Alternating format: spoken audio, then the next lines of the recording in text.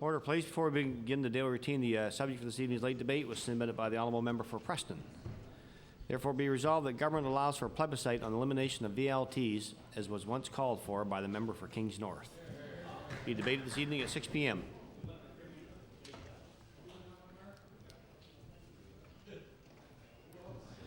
Begin the daily routine. Presenting reading petitions. The Honourable Member for Kings North. Mr. Speaker, I beg leave to table a petition that's signed by about 66 people. The petition reads, whereas Rotting Road in Kings County is a well-traveled road, and whereas the condition of Rotting Road is worse than most roads in Afghanistan, and whereas to drive Rotting Road is to do serious damage to one's car and to one's spinal, to one's lumbar region and one's spine, therefore it should be immediately repaved forthwith, if not sooner. And I have pictures to go along with it. The Honourable Member for Hants East. Thank you, Mr. Speaker. I beg leave to table a petition from residents on Rockwell Drive in Mount Uniacke. We, the undersigned residents of Rockwell Drive, living at civic numbers which are crossed out, do respectfully request that the Department of Transportation and Public Works repave our street. The original paving was completed in 1984, 20 years ago. In recent years, the street has been in extremely bad condition, and we would require improvements, repaving as soon as possible. There are 124 signatures, plus my own, Mr. Speaker, to make 125. Petition is tabled. The Honourable Minister of Service, Nova Scotia and Municipal Relations. Mr. Speaker, I beg leave to table a petition. The operative clause is, we the undersigned people do hereby petition to have Halifax Regional Water Commission open the Pockwalk water line and surrounding trail system to the users of recreation vehicles. It's signed by several hundred constituents of Halifax Regional Municipality and East Hants. This is tabled.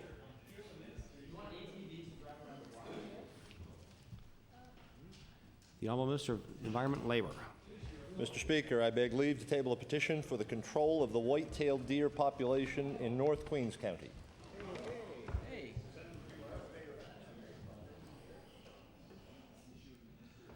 So the Honourable Minister has signed that petition, has he?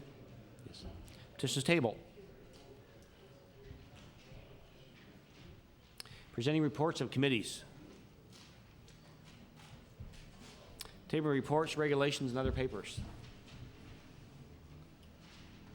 Statements by ministers.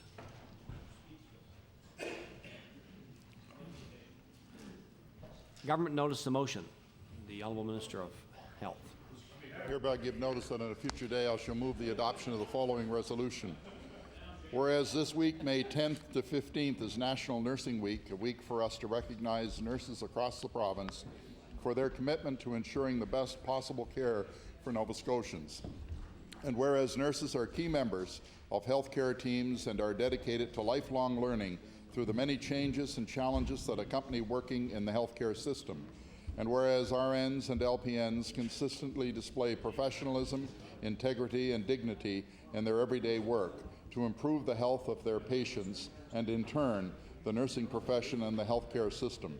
Therefore, be it resolved that all members of the House recognize May 10th to 15th as National Nursing Week and acknowledge our nurses for the critical role they play in providing high-quality patient care to Nova Scotians. Mr. Speaker, I seek waiver of notice and passage without debate. Question for waivers is agreed. All those in favor say aye. Countermanded, nay. Motion is carried. The Honourable Minister of Education. Mr. Speaker, on behalf of the Premier, I hereby give notice that on a future day I shall move the adoption of the following resolution. Whereas former federal cabinet minister and Order of Canada recipient Eric Cairns passed away this week at the age of 90, and whereas following a distinguished career in the private sector, Quebec National Assembly and the Parliament of Canada, Eric Cairns found his way to Nova Scotia. And whereas after several years as an economics professor at Dalhousie University, Eric Cairns chaired a provincial task force on constitutional reform in the early 1990s. Therefore, be it resolved that this House pay tribute to the memory of Eric Cairns for his contributions to Nova Scotia and to Canada, and express our deepest condolences to his family. And Mr. Speaker, I request waiver of notice and passage without debate. Question for waivers is agreed. All those in favor say aye. Countermanded, nay. Motion is carried. The Honourable Minister of Agriculture and Fisheries on introduction. Thank you, Mr. Speaker. Mr. Speaker, I'd just like to bring everybody's attention to people in the gallery today. My lovely wife, my son Alec, the little guy, and my son Andre. I'd like to stand up and receive the welcome of the House.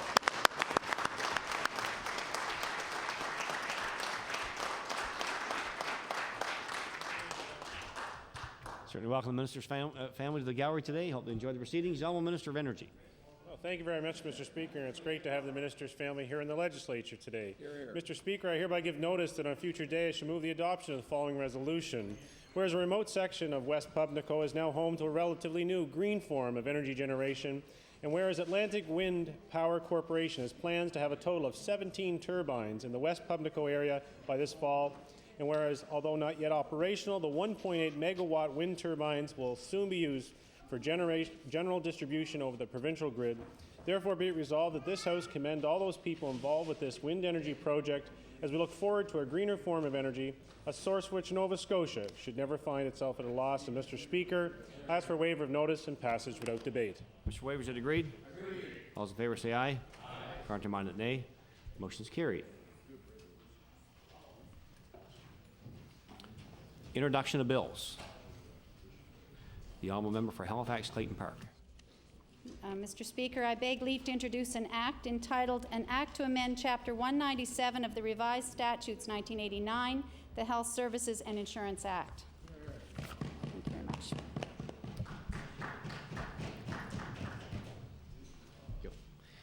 The Honourable Member for Halifax Clayton Park begs leave to introduce a bill entitled An Act to Amend Chapter 197 of the Revised Statutes 1989, the Health Services and Insurance Act.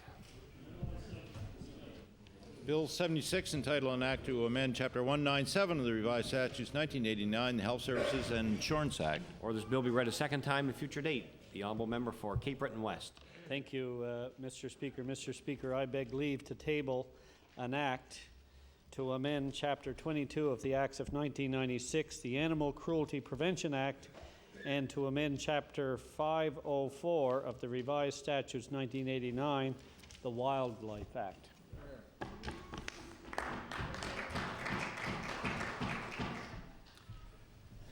The Honourable Member for Cape Breton West begs leave to introduce a bill entitled An Act to amend Chapter 22 of the Acts of 1996, the Animal Cruelty Prevention Act, and to amend Chapter 504 of the Revised Statute 1989, the Wildlife Act. Bill 77, entitled an act to amend Chapter 22 of the Acts of 1996, the Animal Cruelty Prevention Act, and to amend Chapter 504 of the Revised Statutes 1989, the Wildlife Act. Order this bill be read a second time at a future date.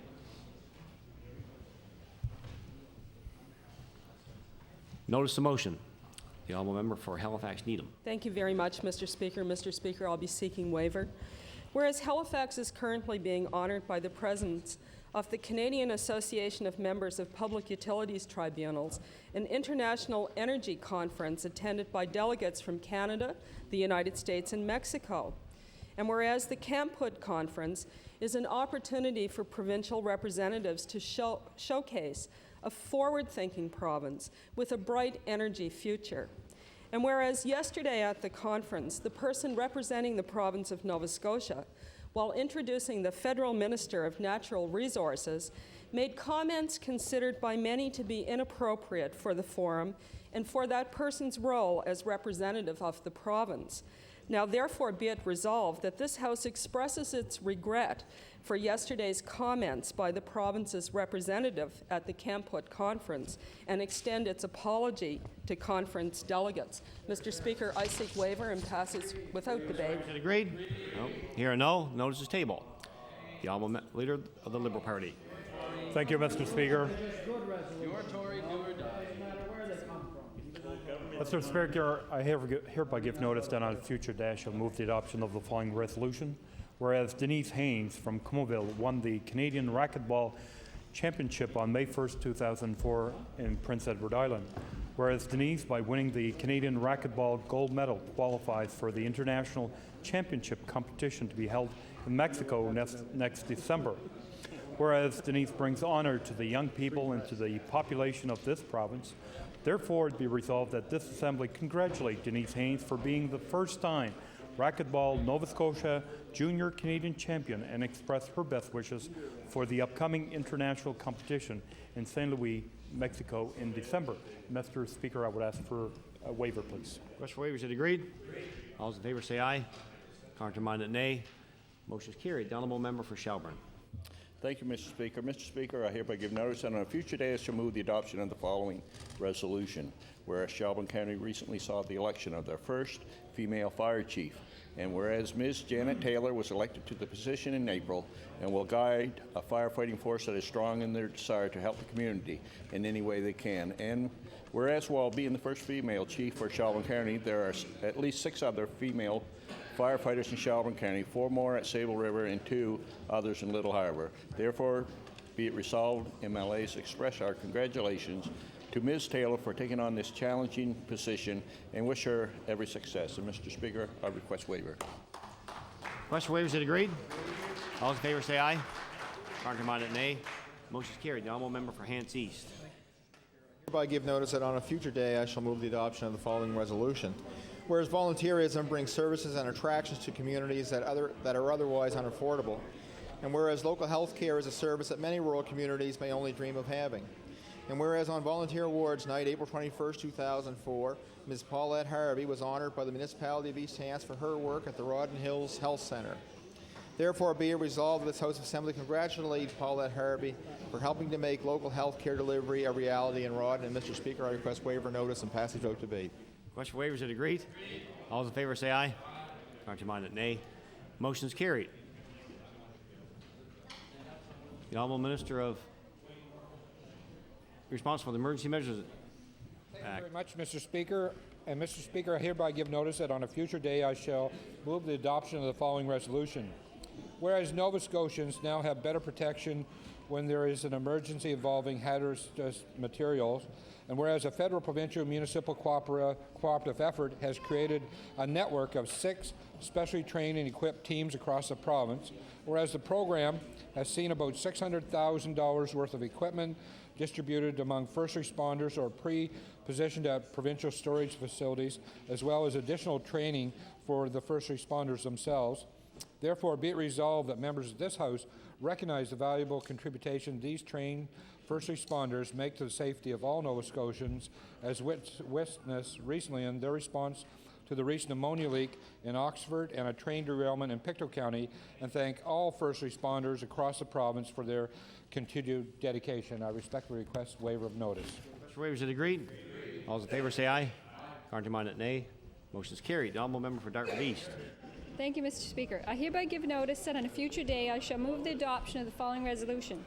Whereas last Friday, May the 7th, 2004, over 60 participants, one of whom was my husband Ed Massey, raised over $74,000 for the Abilities Foundation of Nova Scotia by rappelling from the top of 1801 Hollis Street. And whereas the Abilities Foundation enables Nova Scotians with physical disabilities to enhance their quality of life by realizing their individual potential, and whereas funds raised will make a difference right here in Nova Scotia, from funding for a wheelchair so a child can go to school, to employment skill training for a trainee to begin to realize his or her individual potential.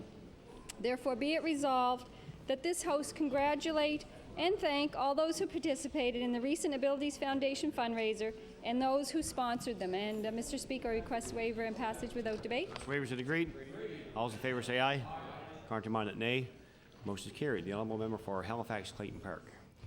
Mr. Speaker, I hereby give notice that on a future day I shall move the adoption of the following resolution. Whereas the Halifax Mainland North Volunteer Recognition Committee held their annual awards dinner on May 6, 2004 to honor volunteers who have made a difference in their community. And whereas Marguerite Ainsworthy, Carol Koffel, Jocelyn Crooks, George Dickey, Paul Fleming, David Harrison, Karen Robinson, and Mary Smith were all recognized for the contributions they have made to improve their community.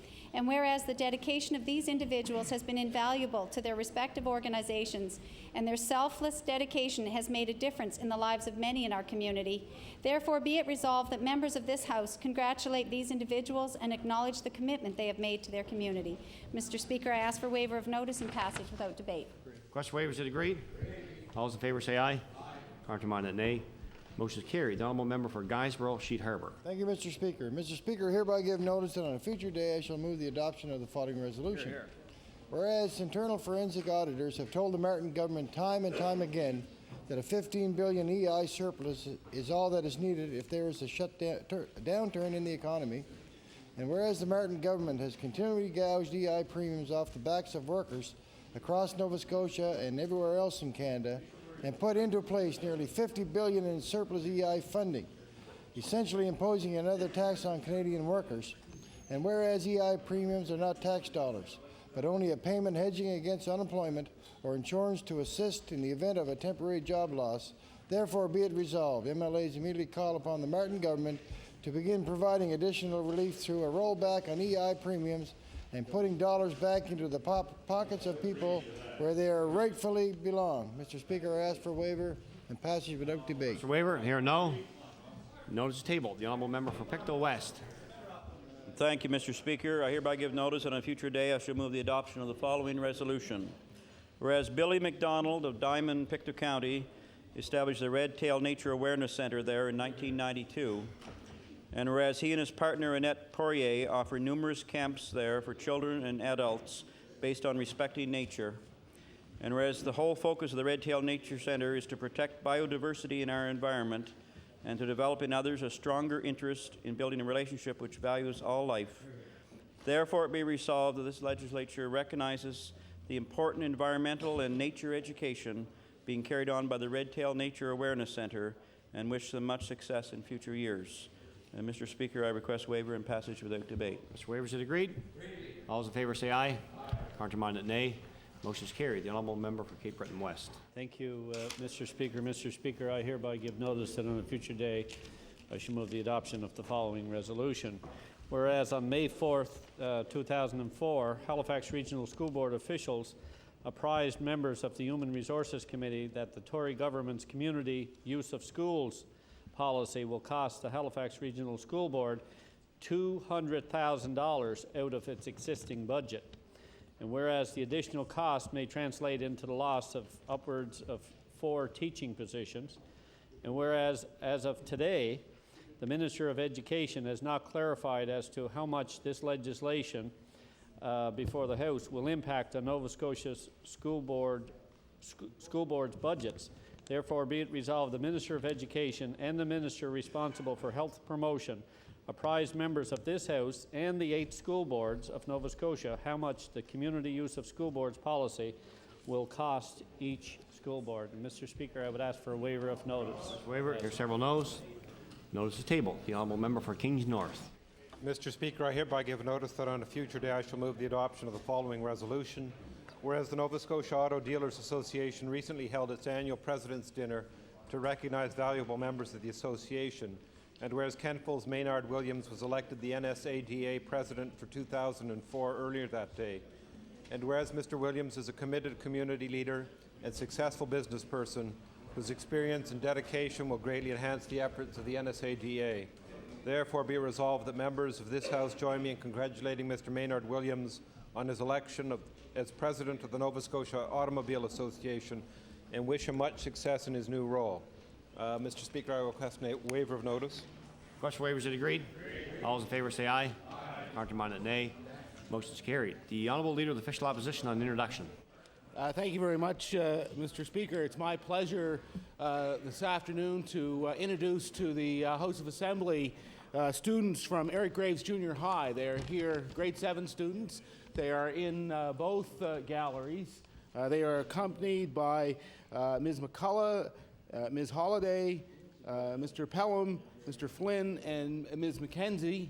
And if they would stand, we would welcome them today here to the House.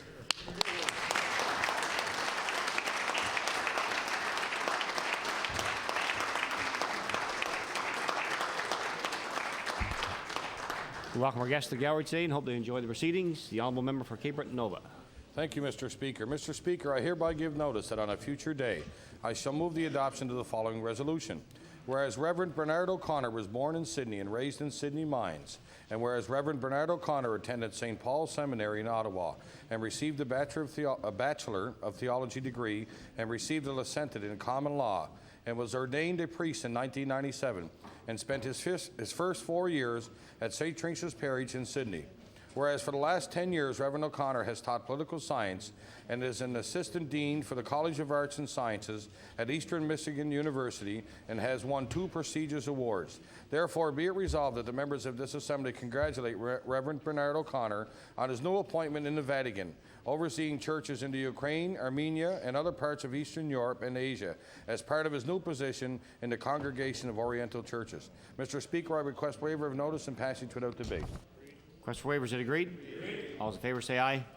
Countermanded nay. Motion is carried. The Honourable Member for Kings West. Thank you, Mr. Speaker. Mr. Speaker, I hereby give notice on a future day I shall move the adoption of the following resolution. Whereas Nova Scotia School Board Association will be celebrating 50 years of service to school boards, and the 50th Nova Scotia School Board Association Annual General Meeting will be held May 27 to 29. And whereas the 50th anniversary is an occasion to reflect on past achievements and milestones which have helped shape the association as it exists today, the theme 50 Years and Still Learning reflects the contribution to Nova Scotia education in its 50th year through the Lead and Achieve initiative. And whereas the Nova Scotia School Board Association mission statement is dedicated to excellence in public education for students by providing services to member school boards, therefore be it resolved that all members of the legislature acknowledge the significant contribution that the NSBA makes each day and wishes them continued success in the future. Mr. Speaker, I ask for a waiver of notice and passage without debate. Such waivers is agreed.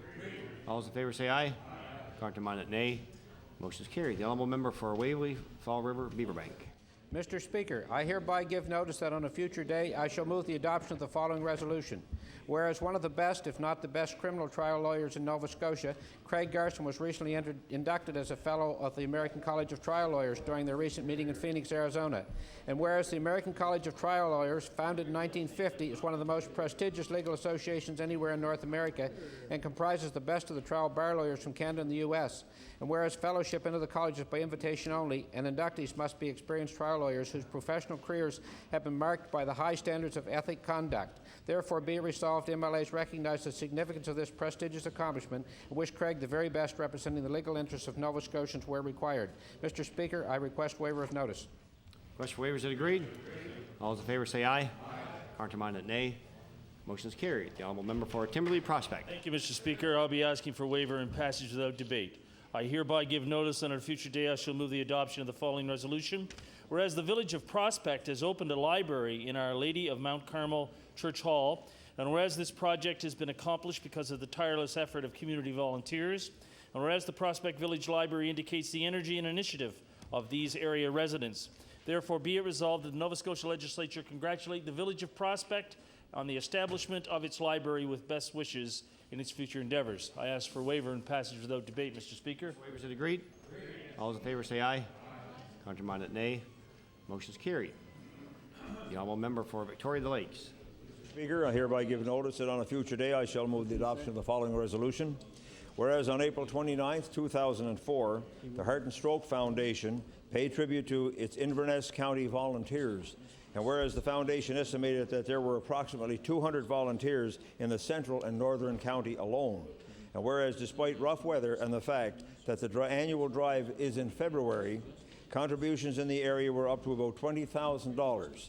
Therefore, be it resolved that all members of the legislature extend our appreciation and thanks to the countless volunteers throughout Inverness County and our province who are assisting to raise both awareness and funds for the Heart and Stroke Foundation. Mr. Speaker, I ask for waiver and passage without debate. Mr. Waivers are agreed. All those in favor say aye. Contrary-minded, nay. Motion is carried. The Honourable Minister of Education. Mr. Speaker, I hereby give notice that on a future day I shall move the adoption of the following resolution. Whereas Dexter McIntyre of Truro on May 3, 2004 reached the 1 million meter milestone on a stationary rowing machine in just 13 months. And whereas Dexter McIntyre, who is 65 years young, is the first client at Diamond Fitness to reach the 1,000-kilometer mark on a rowing machine.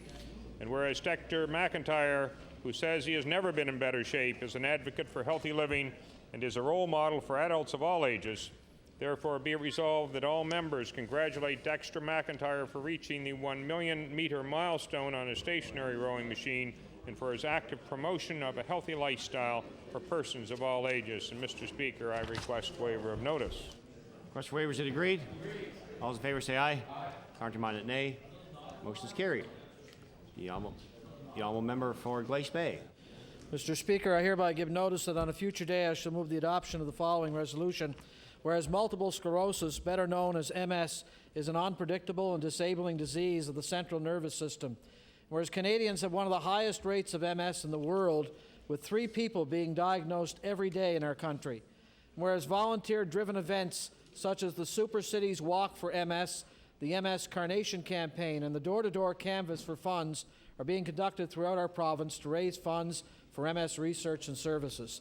Therefore, be it resolved that all members of the legislature acknowledge the month of May as Multiple Sclerosis Awareness Month and extend our appreciation and thanks to the countless volunteers throughout our province who are assisting to raise both awareness and funds for MS.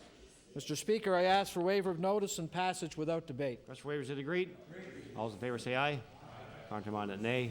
Motion is carried. The Honourable Minister of Human Resources. Mr. Speaker, I hereby give notice that on a future day I shall move the adoption of the following resolution. Whereas all citizens in Nova Scotia want a healthy lifestyle, and whereas it takes the whole community working together to improve their lifestyles, and whereas the Lunenburg County Community Health Board is focusing on youth and healthy lifestyle choices, therefore be it resolved, special congratulations and encouragement be extended to the Lunenburg County Community Health Board for their efforts to improve lifestyles of our constituents. Mr. Speaker, I request waiver of notice. Request for waivers is agreed. All those in favor say aye. Contrary-minded, nay. Motion is carried. The honourable member for Annapolis. Thank you, Mr. Speaker. I hereby give notice that on a future day I shall move the adoption of the following resolution. Whereas the Royal Canadian Legion has an annual literary contest for essays and poems on remembrance, and whereas Amanda McLeod, a grade 5 student at the Annapolis East Elementary School, is a winner for the province of Nova Scotia, and whereas Amanda McLeod's poem is advanced to the national competition in Ottawa, therefore be it resolved that all members of this House congratulate Amanda McLeod and wish her well in the national competition. Mr. Speaker, I ask for waiver of notice and passage. Is it agreed? All those in favor say aye. Contrary-minded, nay. Motion is carried. The honourable member for Glace Bay on introduction. Thank you, Mr. Speaker. I'd like the members of the House to join me, please, today in our West Gallery. Our 3 occupational therapists who are here today to do some lobbying to try and get the government to include the cost of occupational therapy in home care. They join us here in the gallery today, and would the members please welcome Carolyn Kelly, Lexi Dory, and Shannon Hitch, if they would please rise and receive the welcome of the members.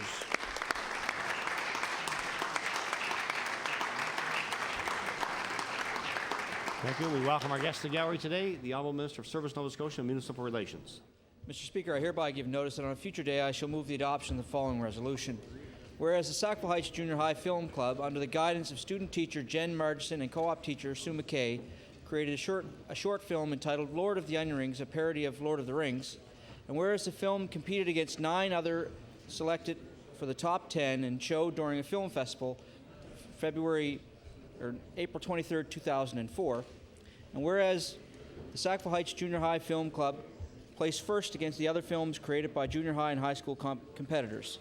The students wrote the script, filmed, edited, narrated, and acted in the film. Therefore, be it resolved that all members of the House send congratulations to Sackville Heights Junior High Film Club, Jen Margison, and Sue McKay for their hard work in the creation of the film, and wish them all the best in their future film business. Mr. Speaker, I request waiver of notice and pass it without debate. Waiver, is it agreed? All those in favour say aye. Counterminded, nay. Motion is carried. The Honourable Member for Halifax Needham. Thank you very much, Mr. Speaker. I hereby give notice that on a future day I shall move the adoption of the following resolution.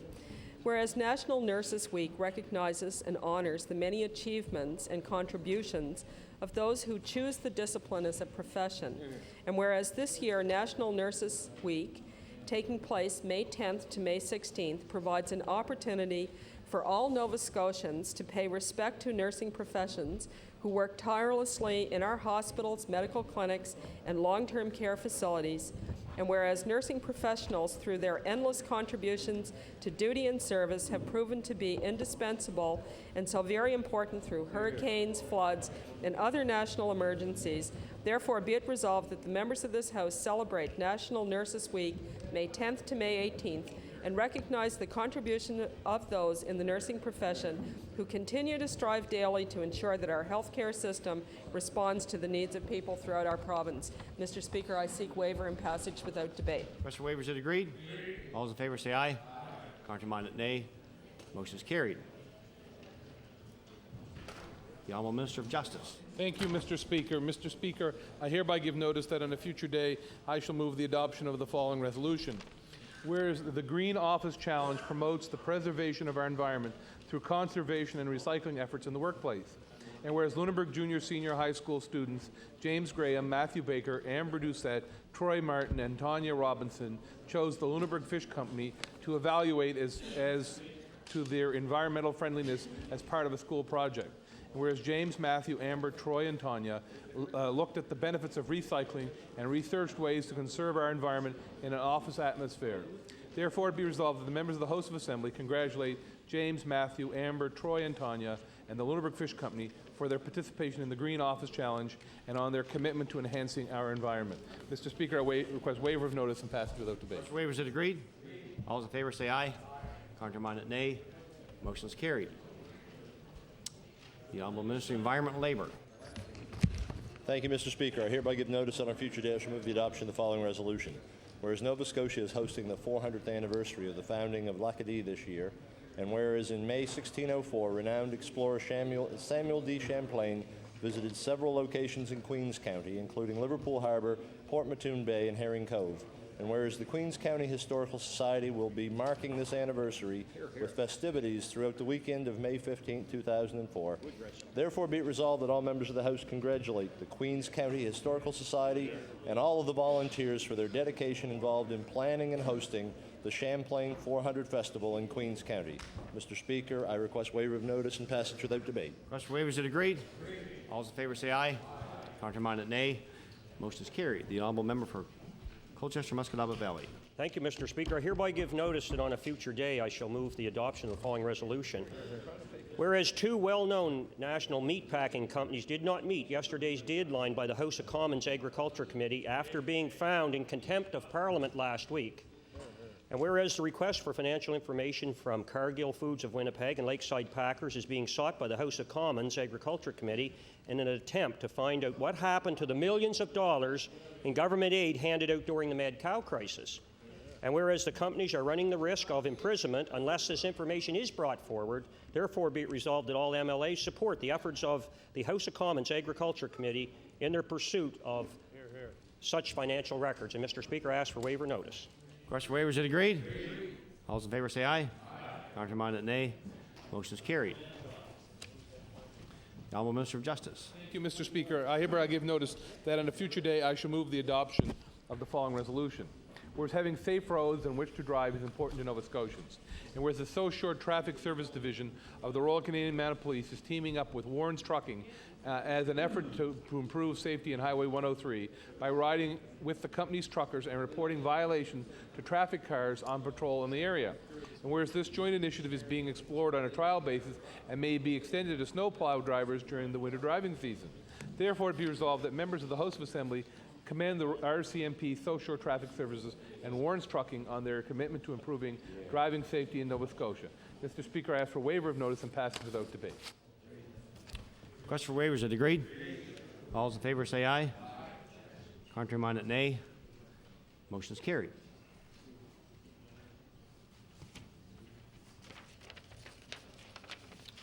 Orders of the day, or questions put by members. Question period will begin at 12:39 and 12:40 and end at 1:40. The Honourable Leader of the Official Opposition. Well, thank you, Mr. Speaker. Mr. Speaker, occupational therapists are a valuable but underutilized resource in the healthcare field in Nova Scotia. The stated goal of this government related to seniors' care is to help seniors retain their independence and remain in their own home as long as possible. Occupational therapists offer unique skills that would help achieve that goal and prevent falls and injury among the elderly. Hear, hear. Yet occupational therapy is not presently part of the home care system in this province, Mr. Speaker. So my question for the Minister of Health is this, why is occupational therapy not on the list of home care services for seniors? The Honourable Minister of Health. Thank you very much, Mr. Speaker. And Mr. Speaker, I can tell the honourable member that our desire is to increase the level of service that we're able to provide in terms of home care for seniors. Matter of fact, I've had discussions with the federal health minister this week, and that was one of the increasing the capacity of our home care services was one of the topics that was under discussion in that conversation. Honourable Leader of the Official Opposition on your first supplementary. Well, Mr. Speaker, I'm not sure that the Minister of Health actually heard the question. Falls among seniors cause increased disability, loss of independence, and often premature need for nursing home care. Complications from fall-related injuries can even lead to an early death in the frail elderly. Occupational therapists are highly skilled at assessing a senior's home for safety hazards, assisting with customized care to improve a senior's abilities in day-to-day living. So, Mr. Speaker, as the adage goes, an ounce of prevention is worth a pound of cure. So I'd ask the Minister of Health why his government is so short-sighted in the delivery of home care services. The Honourable Minister of Health. Thank you very much, Mr. Speaker, and I can tell the honourable member that both through the Office of Health Promotion, through the Senior Secretariat, and through the Department of Health, we are involved in the development of a fall strategy with respect to seniors, and obviously a very important part of that is not just the prevention, but it is also the need to be able to assist following incidents. And that, as I indicated, Mr. Speaker, that is one of the things that we want to pursue relative to the expansion of our services in home care. The Honourable Leader of the Official Opposition on your final supplementary. Well, thank you, Mr. Speaker. But the Minister of Health's good intentions are not enough. A nursing home bed can cost as much as $72,000 a year for one senior, and of course, acute care beds cost even more. We all accept that nursing home care should be the last option for seniors. So my question for the Minister of Health is very simple. Will he commit to adding the occupational therapists to the list of core services offered? The Honourable Minister of Health. Mr. Speaker, what I will commit to do is to ensure that we we implement as much as we possibly can the recommendations that come forward as a result of the fall strategy. And Mr. Speaker, I would be very surprised if the inclusion of the service referenced by the honourable member is not very high on that list of recommendations. Now, member for Glace Bay. Mr. Speaker, my question is for the Minister of Health. Last year, Mr. Speaker, leading up to the election, the government finally revealed in their so-called plan for health care in the form of a document that was called Your Health Matters. And out of a 53-page document, there was one paragraph that stated the government needs to give families fairer and easier access to health services in their own communities. But missing in that plan was any mention of home care, Mr. Speaker. The only way, Mr. Speaker, that you can reduce wait times and at the same time manage health care needs of our aging population is to significantly invest in other components of health care, namely home care. So my question to the Minister is, why has this government and this minister ignored the potential of home care program when addressing the health care needs of Nova Scotians? The Honourable Minister of Health. Mr. Speaker, I can tell the honourable member and the House that we have indeed not ignored that subject. It is a subject that we're actively pursuing. I referenced in answer to an earlier question my conversations with the federal health minister as that being an extremely important part of the services that we want to expand in this province, and points to the need of the federal government becoming involved in that. And I can say, Mr. Speaker, that those conversations with the federal minister were very encouraging. Now, member for Glace Bay, and your first supplementary. Well, Mr. Speaker, occupational therapists, such as in our gallery today, have been approaching this government for some time with a very valuable message for the minister and the government, that they can play a vital role in the healthcare system and reduce the likelihood of readmission after discharge from hospitals, and at the same time they delay the time frame where residents need to enter into nursing homes if the service they provide could be covered under home care. So my question to the minister, if he is so concerned about issues such as wait times and providing health care services close to home, why has he not introduced occupational therapy services under the umbrella of home care? The Honourable Minister of Health. Thank you very much, Mr. Speaker, and I would answer the honourable member in a manner similar to which I answered the honourable leader of the opposition, that we have embarked upon a fall strategy with the Office of Health Promotion, with the Senior Citizens Secretariat, whose budget we increased by $150,000 this year. The Department of Health is very much involved in that. We recognize, Mr. Speaker, that we have to do everything we can to ensure that our senior citizens stay in their homes for as long as possible, and we will be indeed implementing the recommendations that come forward. And as I indicated, I would anticipate that the questioning, the subject matter of the honourable member's questioning would be very high on that list of recommendations that would come forward. Now, member for Glace Bay, and your final supplementary. Mr. Speaker, the minister has made reference to the federal government as well. Mr. Speaker, this government has and will receive from the federal government $475 million in the form of a health reform fund. One of the target areas for that funding is home care. So my final question for the minister is, will the minister make a commitment here today that given the availability of the health reform fund from the federal government, that he will cover the costs of occupational therapy under our home care program? Now, Minister of Health. Thank you very much, Mr. Speaker. And as I indicated previously, we will, in fact, be doing everything we can to implement the recommendations that come forward from the process related to the fall strategy.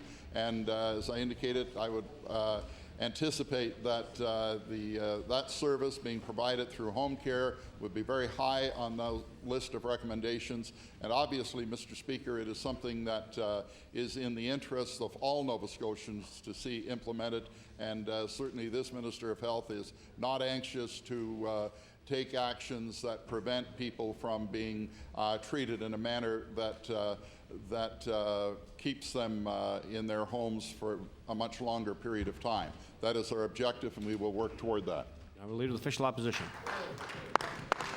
Thank you, Mr. Speaker. My question is for the Minister of Finance.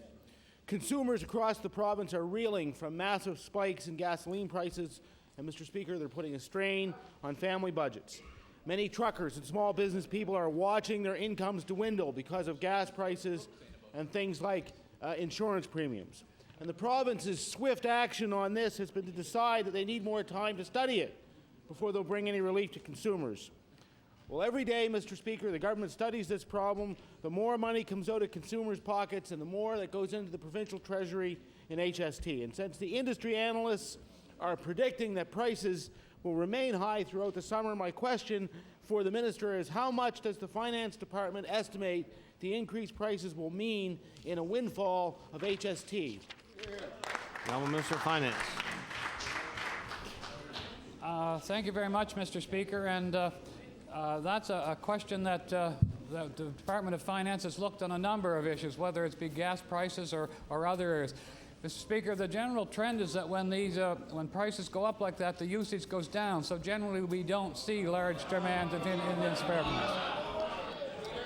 The Honourable Leader of Official Opposition on your first supplementary. Thank you, Mr. Speaker. Well, I think Nova Scotians deserve to have some understanding of how much the government benefits from increased gas prices. The government did not budget for these windfall revenues, so they should be returned to Nova Scotians. The 7-cent per litre price increase the government will have taken in somewhere in the vicinity of $18,000 a day in additional HST revenue. So my question for the minister is this: will his government commit to setting aside all of the gas tax windfall for a winter heating rebate program for Nova Scotians who will undoubtedly be feeling the pinch? Minister of Finance. Thank you very much, Mr. Speaker. And the honourable member will recall during our update in December of our last year's analysis that a number of areas we were down, and as we indicated at the time, the use of tobacco was down, so the revenue was down, and the motive fuel, those amounts were down. Mr. Speaker, there is a tie-in between the price and the amount of usage, and this government, as we project that, you know that to be happening. But Mr. Speaker, the Minister of Service Nova Scotia has indicated that he is going to be making announcements in the next few days, and that will come in the fullness of time. The Honourable Leader of Official Opposition on your final supplementary. Well, thank you, Mr. Speaker.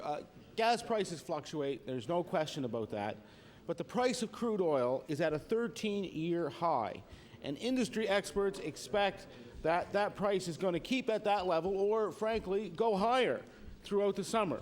And since Nova Scotians can't expect a break from the big oil companies, I'd like to ask the Premier this: when will your government commit to setting aside all of the gas tax windfall for a rebate program for Nova Scotians? The Premier. Thank you, Mr. Speaker. And already the government is putting all of its gas tax revenues back into the road structure of Nova Scotia. The Minister of Transportation has outlined the tremendous amount of work that has to be done on the bridges of Nova Scotia. And as a matter of fact, the member from Pictou West brought a particular issue to the attention of the House of Assembly very recently. I believe that drivers want the gas tax spent on the roads and the bridges, and that's where we're going to spend it. I'm the Leader of the Liberal Party. Thank you, Mr. Speaker. Mr. Speaker, my question's for the Premier. The Premier has been giving some indication in the media that he wants to do something to help ease the burden caused by the high price of gas. All talks, it seems, but no action. The NDP, Mr. Speaker, have talked about some form of regulation, but they don't know what that will look like. So again, we've heard much talk, but no action. So, Mr. Speaker, our party has called upon government to do one concrete thing: roll back the gas tax to where it was 3 years ago. Roll it back to the level it was when the Premier took office. And my first question to the Premier is, will the Premier... Order, please. Order, please. Order, please. The Honourable Leader of the Liberal Party has the floor. Thank you, Mr. Speaker. My question to the Premier, will the Premier commit to reducing the gasoline tax and bring it back to the level it was before he took power? The Honourable the Premier. Thank you very much, Mr. Speaker. And the member who is the leader of the Liberal Party is aware that I have made a public commitment that we would bring in our strategy relative to the high prices of gas at the tank this week, and it will be brought forward this week. I will remind the member opposite that there is a tremendous amount of money that is being collected from Nova Scotians every time they purchase gas at the gas pump.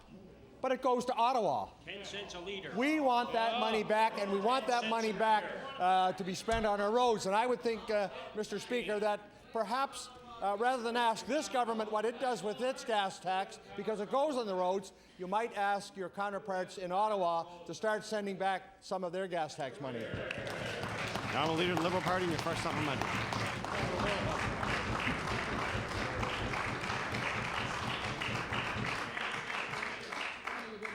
Mr. Speaker, it's kind of strange. When that Premier was on this side, there was no talks about increasing gas taxes. When he turned to be sitting on the side of government, he didn't go to Ottawa talking or asking permission to increase gas taxes, which this government did 3 years ago, Mr. Speaker. And they said they weren't going to do it. Mr. Speaker, high gasoline prices are going to affect tourism, and they're going to affect the price of every product shipped in by truck. Again, to the Premier, when will the Premier commit to taking concrete steps to help alleviate the effects caused by the price of gas? The Honourable the Premier.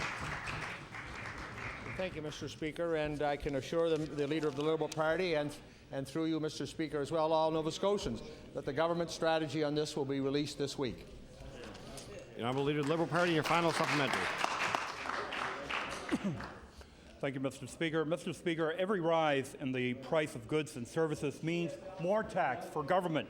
In the long run, it means that people will have less money in their pockets. And again, my final question to the Premier is, why won't the Premier do something now and provide leadership instead of doing nothing, Mr. Speaker? The Honourable the Premier. Thank you, Mr. Speaker, and I will assure the member opposite that we will keep our commitment to the members of the House and to Nova Scotians by bringing forward our strategy this week. The Honourable Member for Cape Breton Centre. Thank you. Thank you, Mr. Speaker. Mr. Speaker, my question is to the Premier. Mr. Speaker, the Premier knows that most incorporated towns in the Cape Breton Regional Municipality have a population with below average income, higher than average property taxes, and a shift in population to less developed rural areas with fewer local services, Mr. Speaker. Now, the UNSM have taken a constructive approach to this serious problem. They recommend a joint review to ensure that municipal equalization provides the basis for all Nova Scotians to have reasonably comparable local services and taxes. They recommend a completion of the service exchange and municipal taxation of Nova Scotia Power. So I want to ask the Premier, why is your government stonewalling on these serious issues and on the constructive recommendations of UNSM? The Honourable the Premier. I refer that question to the Minister of Service Nova Scotia and Municipal Affairs. Honourable Minister of Service Nova Scotia and Municipal Relations. Mr. Speaker, we believe that it's important to work closely with UNSM and to support municipalities. Having said that, Mr. Speaker, the government of Nova Scotia has invested over $40 million this year to ensure municipalities are able to provide a level of service that's equal across this province, Mr. Speaker. Member Cape Breton Centre on your first supplementary. You know, Mr. Speaker, the Minister quite well knows that that's not an accurate statement, Mr. Speaker. Cape Breton has suffered the single biggest population decline of any municipality. The residents were told that municipal amalgamation would solve this problem, and it didn't, Mr. Speaker. Municipal leaders are expected to support local services despite severe depopulation, economic uncertainty, and flawed program of municipal equalization, Mr. Speaker. The MLAs in Cape Breton North and Cape Breton West have both taken pot shots at CBRM council leaders. It's time to rise above that debate, though, Mr. Speaker. Why won't the Premier undertake a joint review that CBRM and many other hard-pressed municipal units have some hope that this province is listening and really doing something? The Honourable Minister of Service Nova Scotia and Municipal Relations. Mr. Speaker, as I said earlier, we provide municipalities with over $40 million in funding to help defray costs and expenses to provide service to their constituents. Mr. Speaker, this year we've increased that amount of money, and to point out to the member opposite that in Cape Breton Regional Municipality, in terms of the equalization formula, they receive approximately 50% of all equalization to municipalities in the province of Nova Scotia, Mr. Speaker. Now, Member Cape Breton Centre, on your final supplementary. Talk, Mr. Speaker, about taxation and real taxation on NSPI, Mr. Speaker. It's the only major corporation in this province that pays property taxes directly to the province, and the province then returns some of that back to the municipalities, Mr. Speaker. That was wrong when former governments did it, and it's wrong today, Mr. Speaker. And it's been used to avoid establishing a fair system of municipal equalization, Mr. Speaker. So I want to ask the Premier again, when will your government stop giving Nova Scotia Power preferable taxation rates and start treating municipalities fairly? There you go. Now will the Premier. Thank you very much, Mr. Speaker. And the whole issue of energy cost in Nova Scotia is a very, very interesting subject for Nova Scotians, because clearly the cost of energy in Nova Scotia is going up. Order, please. Order, please. The Honourable Premier has the floor. Thank you, Mr. Speaker. What the government is doing is looking for a way to control energy costs at the pump. We're looking at ways in which we can monitor the cost of furnace oil for Nova Scotians in the coming winter. We are also very, very concerned about the cost of electricity. We're concerned about the cost of electricity for our residents, for the cost of electricity in our businesses. And if we don't walk the fine line very, very well, we will create more havoc and will not solve anything. And I hope what the member opposite is not suggesting is that we allow astronomical increases in electricity costs at the same time as we're having astronomical increases at the gas pump. The Honourable Leader of the Liberal Party.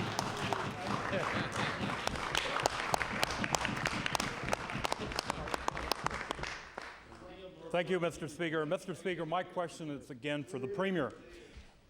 Yesterday, the MLA for Waverley Fall River Beaverbank was chosen by this government to represent our province at an international public utilities conference.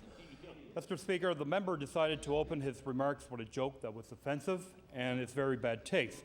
My first question to the Premier is, what step has he taken to discipline the MLA for his actions, which cause embarrassment for our province and to the people we are sent here to represent?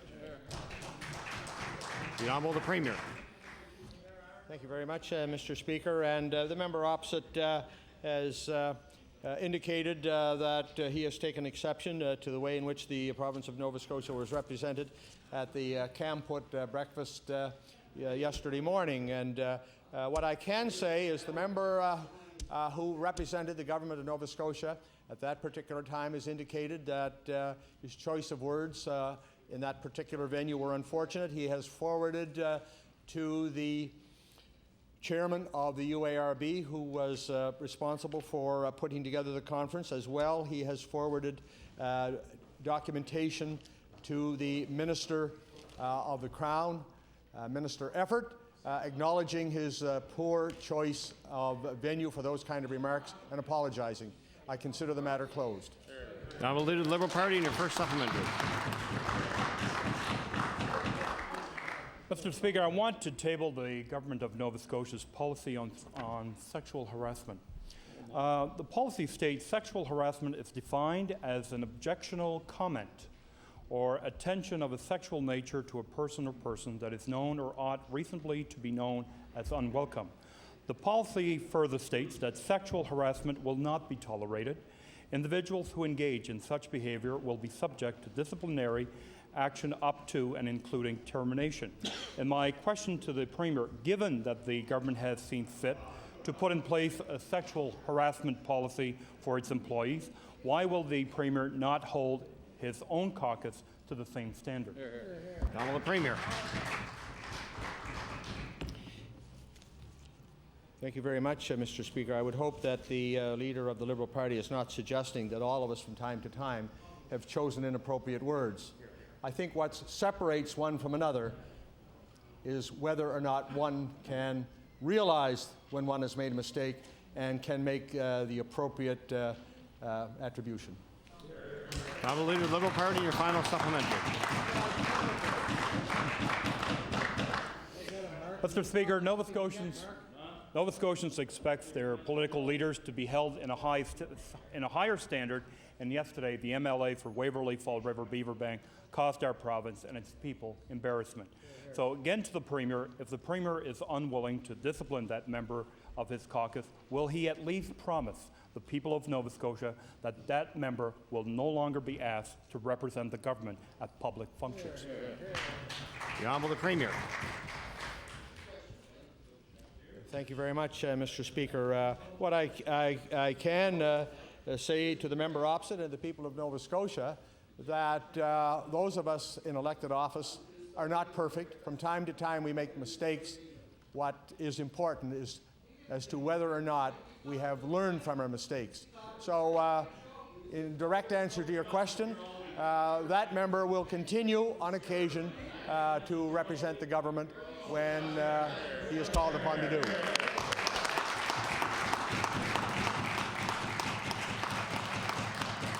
Honourable member for Sackville-Cobequid. Thank you, Mr. Speaker. My question is for the Minister of Tourism, Culture and Heritage. The Clam Harbour Sand Sculpture Competition was in danger of being cancelled this year because of unexpected policing costs. The province has offered some money and now the RCMP is reconsidering. So it looks like this competition will be saved for this year. But this event is a symbolic of many such festivals that are struggling to survive, Mr. Speaker. I asked the Minister, what is his department doing to ensure the stability of local festivals and events in this province? The Honourable Minister of Tourism and Culture. Thank you very much, Mr. Speaker. And indeed, it was this government that introduced the Cultural Activities Program, Mr. Speaker, the first of its kind here in the province of Nova Scotia. Honourable member for Sackville-Cobequid on your first supplementary. Answer the question. Blue. Mr. Speaker, last year the Lunenburg Wooden Boat Festival was nearly cancelled because organizers couldn't obtain insurance. Liability insurance costs are skyrocketing, and the province just increased fees for licenses and permits. Meanwhile, the volunteer-led community groups that put these events on together are competing for a shrinking pot of the provincial dollar, Mr. Speaker. So my question to the minister is, rural communities rely on these events for much-needed revenue. Where's your commitment to these events and festivals? Honourable Minister of Tourism and Culture. Mr. Speaker, indeed our festivals and our cultural events are vitally important to grow our tourism product here in our province and to emphasize the strong and vast cultures that we do have. And Mr. Speaker, I'm pleased to remind the member that the Culture Division's budget increased by 18% this year. Now, member Sackville-Cobequid on your final supplementary. Mr. Speaker, this minister wants Nova Scotians to think his department supports the arts, but he sat by while the Atlantic Theatre Festival was forced to cancel its upcoming season, putting 40 people out of work, Mr. Speaker. So my question to the Minister of Tourism, Heritage and Culture is, how many more cancelled events will it take for this government to finally take action to ensure the long-term stability of rural festivals in this province? Honourable Minister of Tourism and Culture. Well, Mr. Speaker, we made a significant investment in the Atlantic Theatre Festival as one such example, Mr. Speaker, and we'll continue to make strong investments. And, Mr. Speaker, it is because of the strong investments that this government is making, Mr. Speaker, that tourism is up so far this year 14% over last year. The honourable member for Annapolis. Thank you, Mr. Speaker. My question is for the Minister of Agriculture. AgriPoint was created to provide the agricultural community with services that used to be provided by the Production Technology Branch, which was disbanded by your government. It has become very unclear what the role and mandate is for AgriPoint. So my question is, could the Minister explain the relationship between the Department of Agriculture, the Nova Scotia Federation of Agriculture, and AgriPoint? The Honourable Minister of Agriculture and Fisheries. Thank you, Mr. Speaker, and I'm glad the member opposite has brought this to the attention of this House. The AgriPoint Board was something that was put into place back in early 2001, I believe it was, after the Production Technology Branch was closed. AgriPoint is providing services to farmers in Nova Scotia. There is a relationship between the department, AgriPoint, and the Federation that at times is not working out too well, and we're trying to rectify those problems.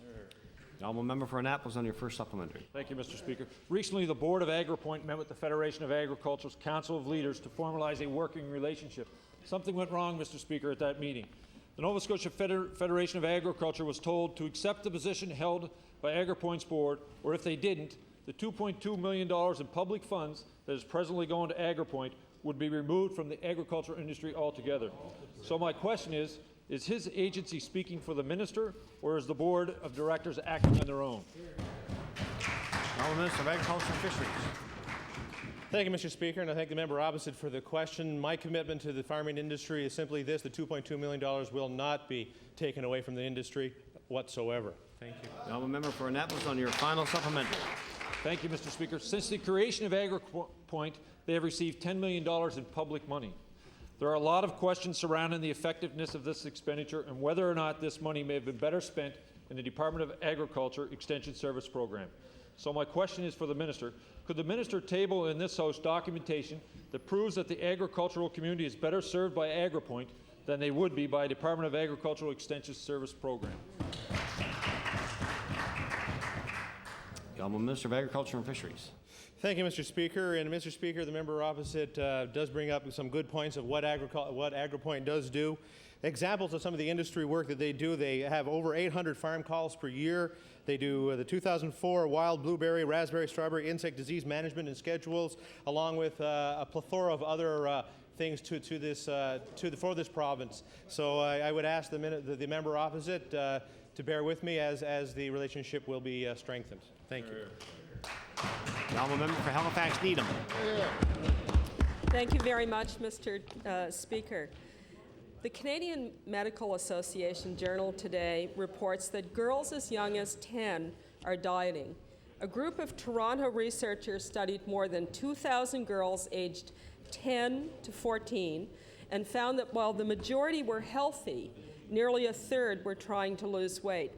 Mr. Speaker, according to Stats Canada, 13,000 people in Nova Scotia either have or are at risk of developing an eating disorder. And the Department of Health estimates there are 73 to 100 new eating disorder cases a year. So, Mr. Speaker, my question through you to the Minister of Health is, how do you plan to improve the wait times and treatment that is available for those who suffer with very serious eating disorders? The Honourable Minister of Health. Thank you very much, Mr. Speaker, and I thank the member for the question. That obviously, Mr. Speaker, is an ongoing challenge that we need to meet.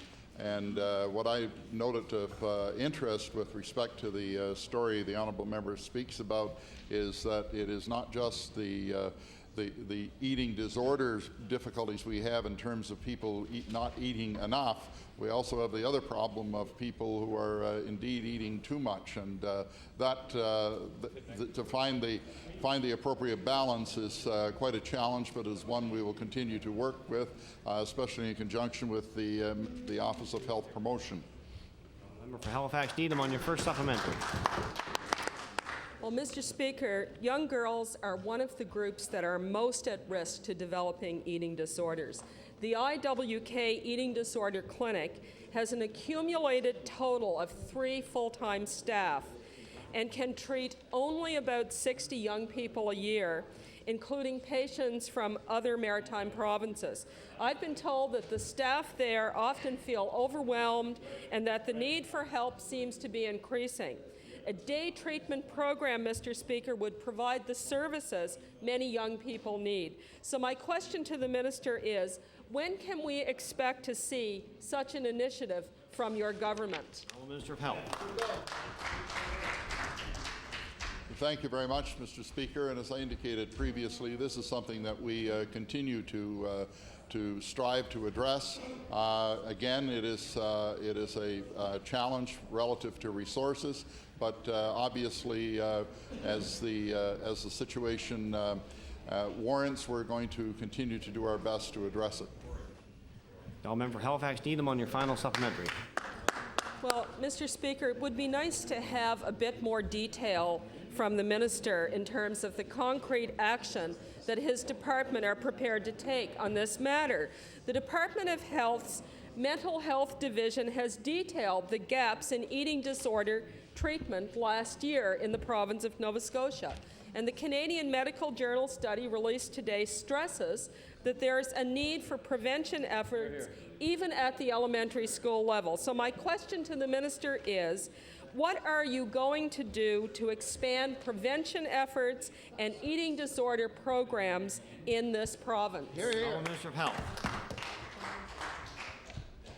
Mr. Speaker, I'd refer that question to the Minister of Health Promotions. Minister of Health Promotions. Thank you very much, Mr. Speaker. And the member raises a very good point, Mr. Speaker, and that is healthy eating in our schools and some of the challenges that our young females in our province face, Mr. Speaker. This is an issue we feel very seriously about, Mr. Speaker, and we're going to be moving on a number of pilot projects across the province and taking a look at this issue along with the healthy choices that we have in our schools, Mr. Speaker. Now, member for Dartmouth East. Thank you, Mr. Speaker. Mr. Speaker, yesterday the Department of Environment put out a press release titled, "Nova Scotia is Model for Safe Drinking Water." The release highlighted the importance of good source protection of drinking water. Yet, yesterday I learned that waste contaminated with toluene was almost spread on a field in Colchester County. This waste could have severely affected the water table and neighboring families. The Department of Environment had given a local farmer a permit to spread this material just weeks before. Mr. Speaker, my question for the Minister of Environment and Labour is, how can you possibly justify calling Nova Scotia a model of source protection when this kind of thing is happening? Now, the Minister of Environment and Labour. Thank you, Mr. Speaker. I think the thing that's important to point out here is that nothing did happen. Our testing process and procedures were in place. We ensured that the materials were tested, and we found some results which caused us to look into it further. Member Dartmouth East on your first supplementary. Thank you, Mr. Speaker. Mr. Speaker, More biosolids. the toluene found in the Animal Waste Lagoon in Colchester County should certainly serve as a warning. This is a hazardous waste. Its vapor can cause headaches, nausea, dizziness, drowsiness, confusion, skin and eye irritation, and cause lack of coordination. I think they're on it. It can be used to make chemicals and explosives. Residents are now worried about this contaminated site and the possible impact on their water. Mr. Speaker, my question to the Minister of Environment is, what steps are you going to take to ensure this site is remediated and that the local water supply is not contaminated? Now, the Minister of Environment and Labour. Thank you, Mr. Speaker. We're taking a look at the situation now. There's certainly an investigation that's ongoing. This is a cleaning solvent that somehow found its way into the product that we're talking about. We want to find out the root cause, ensure that it doesn't happen again, ensure that we have a stable material that we can use, and make sure that it is safe and that it doesn't contaminate any drinking water for anybody in the surrounding areas. Member Dartmouth East on your final supplementary. Thank you, Mr. Speaker. Mr. Speaker, residents in Colchester County don't feel protected by the Department of Environment. In fact, they feel threatened. The lagoon, contaminated with toluene, sits beside two biosolid lagoons that the department wants to let the farmers spread, in spite of the controversy and need for more study. Minister, what will it take for you to investigate waste practices in lagoon storage in Nova Scotia? Minister of Environment and Labour. Thank you, Mr. Speaker. I've dealt with the staff who have been working on this issue, and I certainly don't find them threatening in the least. They've been working hand in hand with the community, ensuring that proper information and education get out throughout the area. We've been working hard with that community, and we will continue to work with the community to make sure that they're aware of all aspects of the operation.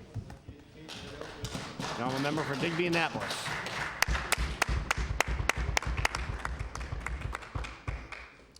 My question is for the Minister of Fisheries. Mr. Speaker, Mr. Speaker, although aquaculture had its prosperous beginnings in Nova Scotia, Nova Scotia has failed to capitalize on the potential of this industry for our province.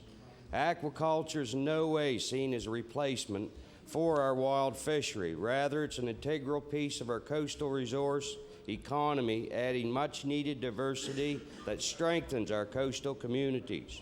Nova Scotia needs to grow fish. We have nearly wiped our wild fisheries out, trying to feed our growing population on this earth. We cannot depend on the wild fishery any more than we could depend on our buffalo or our wild birds to feed us. My question to the Minister: can you tell this House where the government's support is for this valuable industry? The Honourable Minister of Agriculture and Fisheries. Well, thank you, Mr. Speaker, and I thank the member opposite for the question. And I've been waiting since Thursday for this one, and quite happy that it has come forward. Yeah, good point. At its peak, and I'm going to agree with the member opposite quite a bit there, that at its peak, the Nova Scotia aquaculture industry was worth approximately $50 million annually. That was in 2000. Unfortunately, the industry has suffered losses ever since, and I think we've almost lost about 40% out of that industry. And the member opposite asked why this is happening. Well, there's a number of things that are happening, and one of them has to do with the Environmental Assessment Act that the federal government does require all aquaculturists to adhere to, which is adding tremendous cost to setting up aquaculture sites. And this is where aquaculturists are spending lots of time, and where this government is spending lots of time helping them out. Now, member for Digby Annapolis on your first supplementary. Mr. Speaker, he's right. To develop enormous potential of aquaculture in Nova Scotia, the industry needs strong support and leadership. And to overcome such issues as the site access, where the burdensome environment assessment process is costing up to $200,000 and taking over 3 years for approval. This is something that could bankrupt any small business, and it does. Mr. Speaker, why has the government thrown up so many roadblocks and obstacles for this industry that can help the economies of our rural coastal communities? The Honourable Minister of Agriculture and Fisheries. Thank you, Mr. Speaker. And at first blush, I want to congratulate and thank Leo Muse of our Aquaculture Division, Brian Muse of the Aquaculture Association of Nova Scotia, who daily deal with the federal government to try to take these regulations and try to work through them so it doesn't bankrupt small companies that want to do nothing more than to grow fish. Hear, hear. Now, member for Digby Annapolis on your final supplementary. In the early 70s, Nova Scotia was the leader in development of marine aquaculture in North America. Now we are last. My question to the minister: how did we go from a province that was leading the pack in aquaculture to falling behind our regional and provincial neighbors? And secondly, why has the province stopped the loan guarantees for aquaculture industry? The Minister of Agriculture and Fisheries. Thank you, Mr. Speaker. And Mr. Speaker, we have fallen behind other provinces due to some of these problems and these roadblocks put forward by the federal government, the Department of Fisheries. Exactly. Absolutely, in this case, it is Ottawa's fault, ladies and gentlemen. Thank you. Now, member for Halifax Needham. Thank you very much, Mr. Speaker. Order, please. Now, member Halifax Needham has the floor. Thank you very much, Mr. Speaker. Mr. Speaker, this is National Nursing Week in Canada, and the theme is Nursing, Knowledge and Commitment at Work. Mr. Speaker, the nurses at Dartmouth General are concerned about the government's commitment to them. A study commissioned by the Capital Health District recommends that nursing hours should be reduced at that facility. I want to quote from a letter written by Janice Ritzy, president of the Nova Scotia Nurses Union Local at the Dartmouth General. Quote, an overcrowded emergency room, as well as bed and staffing shortages, place great demands on healthcare workers and contribute an added burden of stress to those in need of our care. It is our grave concern that patient care will be compromised if we continue down this road. Mr. Speaker, my question for the Minister of Health is, what response does he have to the concerns raised by the nurses at Dartmouth General Hospital that nursing hours will be further reduced? Hear, hear. Minister of Health. Thank you very much, Mr. Speaker. And the honourable member refers to a study that was done by the Capital Health Authority, and that, Mr. Speaker, is a legitimate effort on their part to ensure that they are using the resources provided to them in the most effective manner possible to deliver health care in the Capital District. And Mr. Speaker, they of course need to work with their staff in terms of ensuring that the implementation is carried out in an effective manner. Now, member for Halifax Needham on your first supplementary. Well, Mr. Speaker, what kind of answer is that for the nurses at the Dartmouth General? Mr. Speaker, the study that the Dartmouth nurses are talking about was commissioned just this fall past by the Capital Health District. The report makes some recommendations about staffing at the Dartmouth General Emergency Room, including, quote, staffing to a lower capacity and then having additional staff available through the use of float pools or a nursing resource team. Mr. Speaker, I'll table that report. Mr. Speaker, the Dartmouth nurses say that they are committed to providing quality patient care. Hear, hear. Quote, regardless of how demoralizing this latest cost-saving measure has been, we simply wonder how on earth it can be justified and when will the cuts end. So, Mr. Speaker, will the Minister of Health answer the question the Dartmouth General nurses raise and commit to this House that the cuts recommended in the Corpus Sanchez report will not be implemented? Hear, hear. Thank you very much, Mr. Speaker. And Mr. Speaker, to suggest that there is an element of cuts involved with respect to the funding of health care in this province is to ignore the fact that we have added $230 million to the health budget in this province. We add money to the capital health budget, Mr. Speaker, in addition to all of the salaries that have been accommodated in the budgeting process. There's an additional 7%. And I can say, Mr. Speaker, that we're continuing to work with Capital District with respect to finalizing their business plan. Member Halifax Needham on your final supplementary.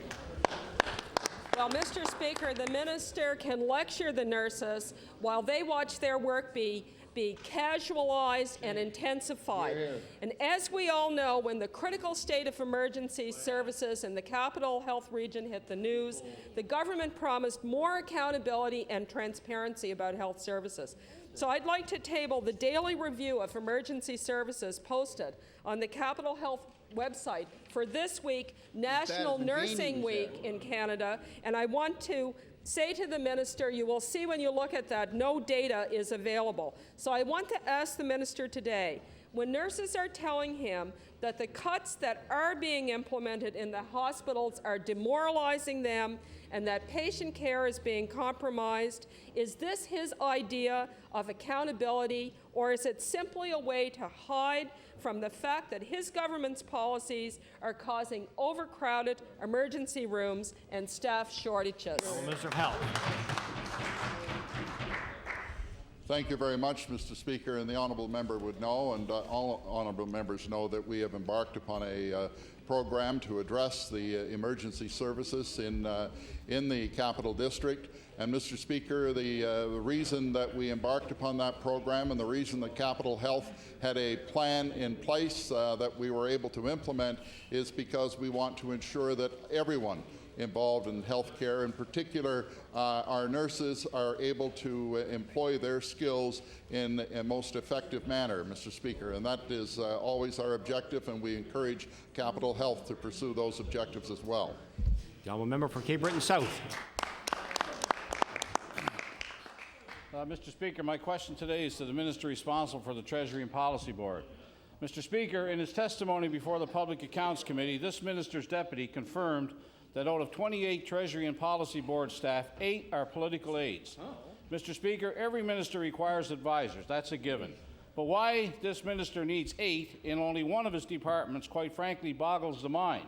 Mr. Speaker, they are 3 policy advisors, 1 coordinator of special projects, 1 executive assistant, 2 special assistants, and 1 acting speechwriter, whatever that is.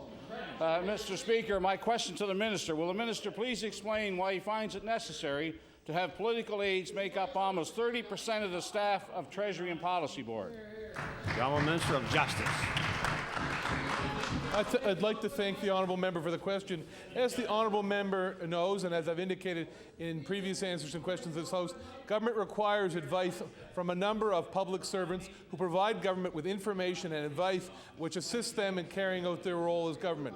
That is a function of government. We continue to get advice from well-meaning and well-intentioned public servants who are giving us good advice and who are serving Nova Scotia well. Now, member Cape Breton South on your first supplementary. Mr. Speaker, the translation of that answer was political spin doctors. That's the translation. Mr. Speaker, salaries alone for this 8-member spin team amount to $387,000. Perhaps the minister hadn't noticed, Mr. Speaker, but the government does have an agency to get its message out. It's called Communications Nova Scotia. The fact that this minister could authorize such an expenditure at a time when his government is increasing user fees to balance its budget is inexcusable. And it doesn't stop there, Mr. Speaker. Over 2 consecutive years, when civil servants were receiving annual increases of 2 or 3%, at least one of the minister's aides received salary increases of 12.4 and 15%. My first supplementary to the minister. For the information of Nova Scotia taxpayers, would the minister explain why he feels their money is better spent on his spin team than on things like school maintenance or textbooks? Honourable Minister of Justice.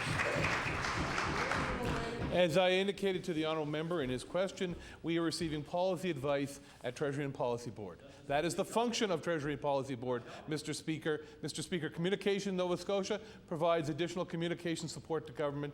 Mr. Speaker, I'm reminded of a saying by a colleague about from Mr. Stanfield, who said that no politician and no bureaucrat is so wise that they can't take good advice. Now, Member Cape Breton South on your final supplementary. Mr. Speaker, unfortunately, what we're talking about here is political advice at the cost of the taxpayer in Nova Scotia. That's what we're talking about.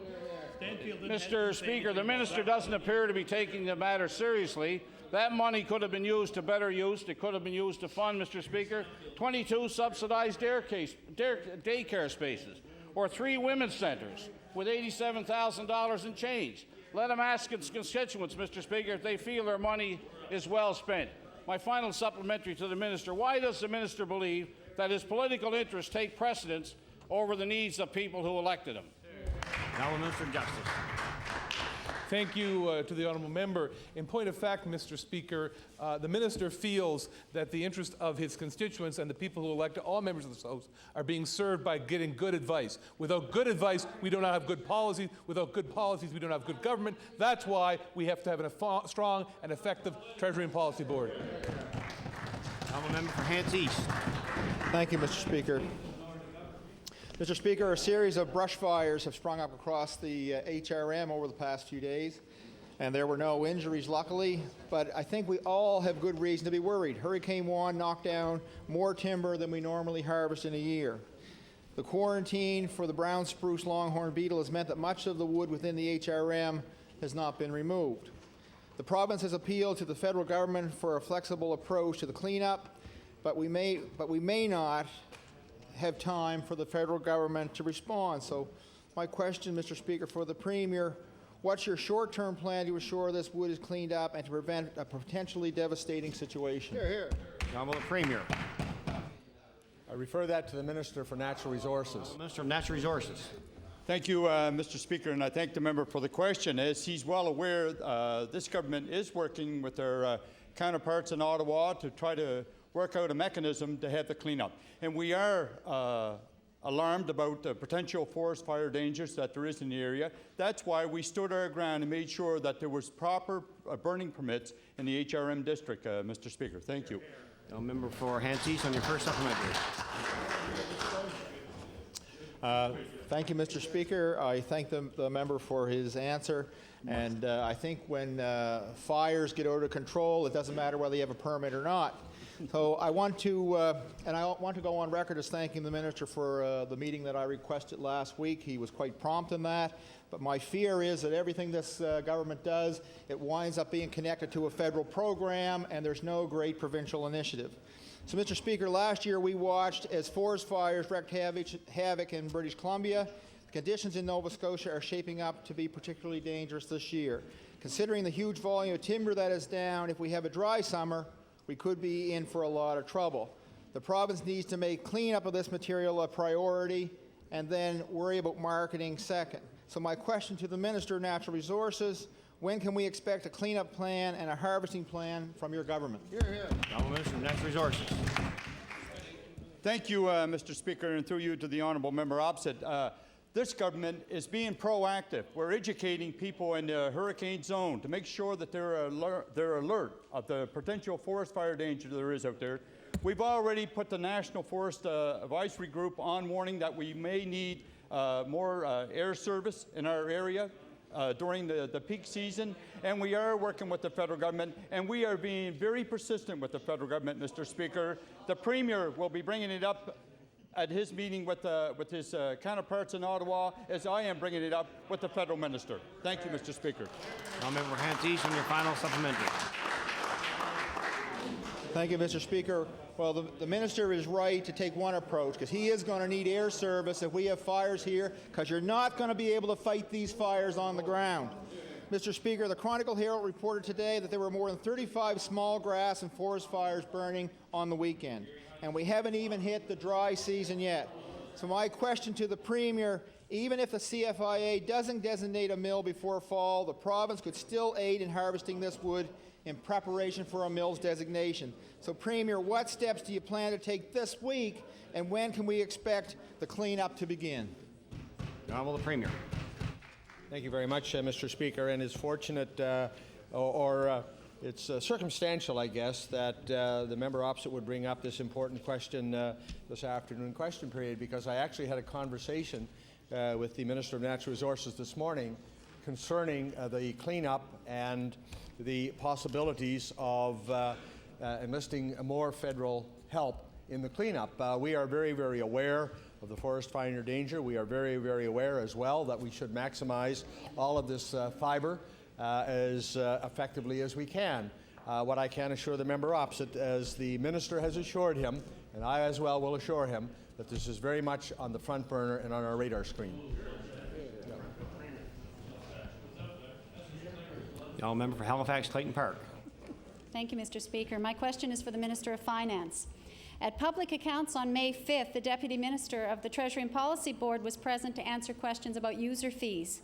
A question was put to him to ask what user fees had increased and by how much since 1999. That question remains unanswered.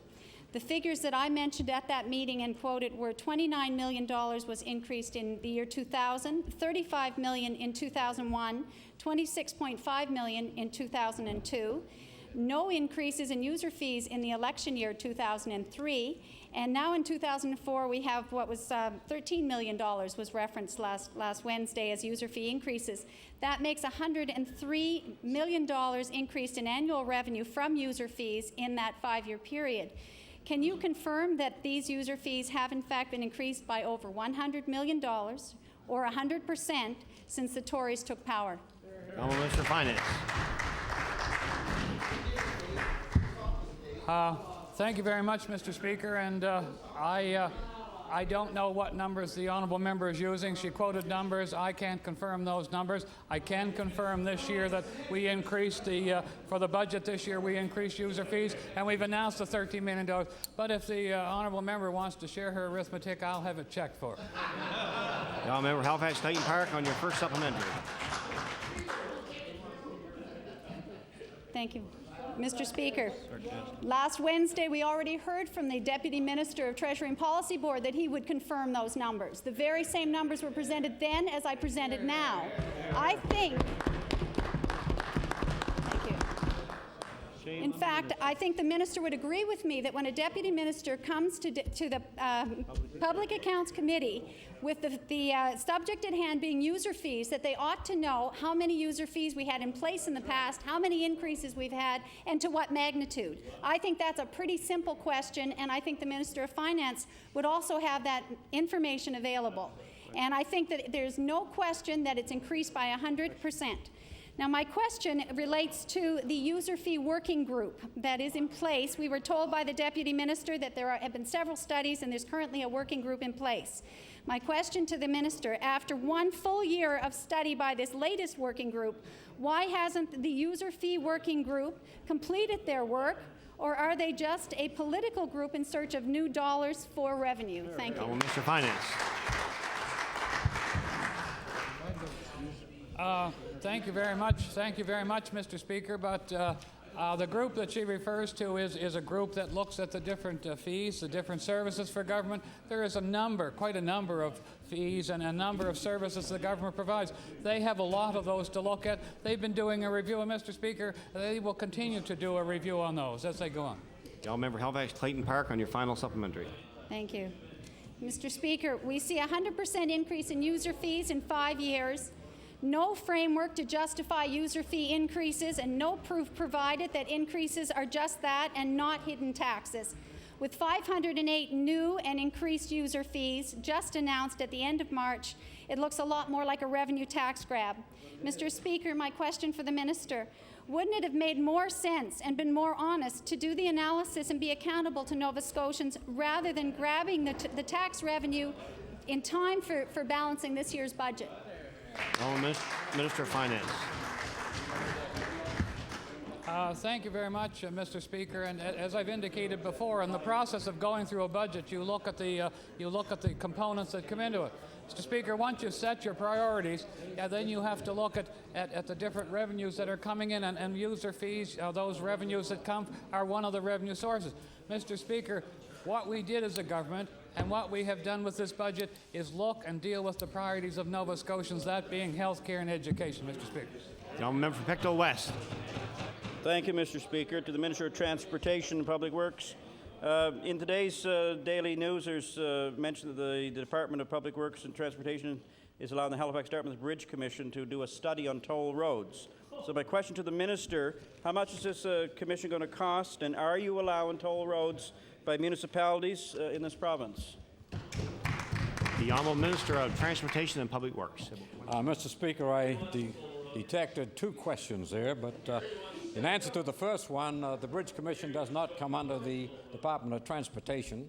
And with respect to the second, Mr. Speaker, I've had no request from HRM to look at a toll road running into Burnside. Order, please. Time allotted for a question period has expired. Government business, the Honourable Government House Leader. Oh, me, yes. Government business. Right. Mr. Speaker, I move that you do not leave the chair and the House resolve the committee of the whole House on supply. The Honourable Member for Dartmouth South, Portland Valley.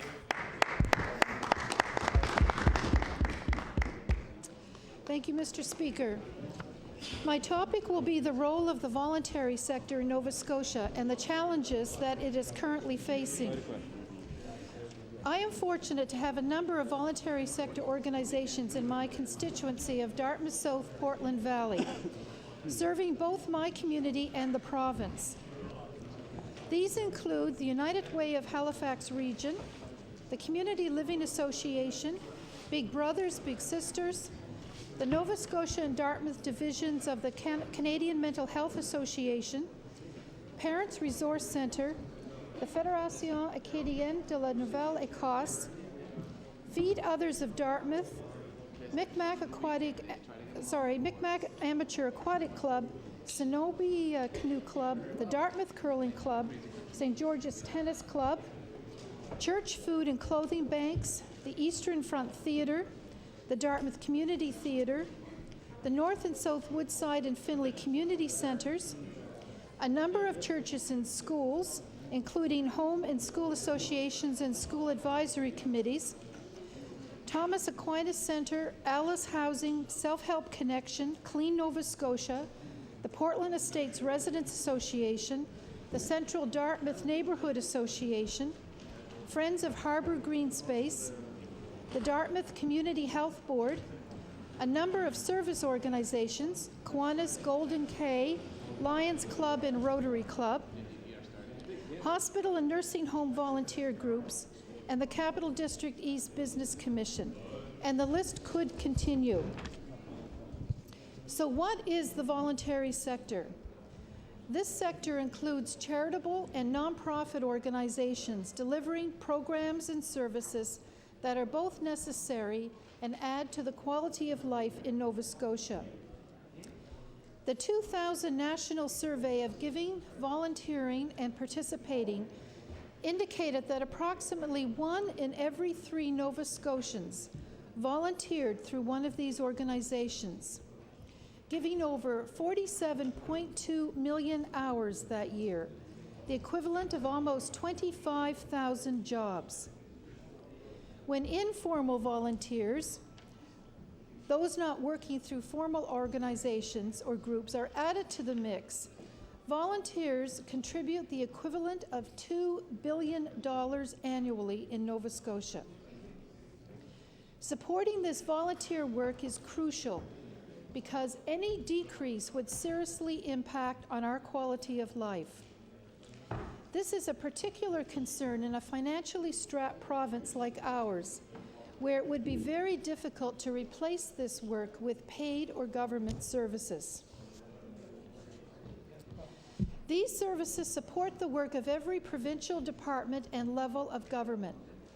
Examples include search and rescue, hospital services, palliative and hospice care, senior centers and programs, women's and children's support services, programs for people with disabilities, child care, emergency response, mental health programs, alternative transportation, cultural events, wildlife and environmental protection, school programs, recreation and sports, parent resource centers, social and economic development, food banks, clothing and furniture depots, victim services, and many others.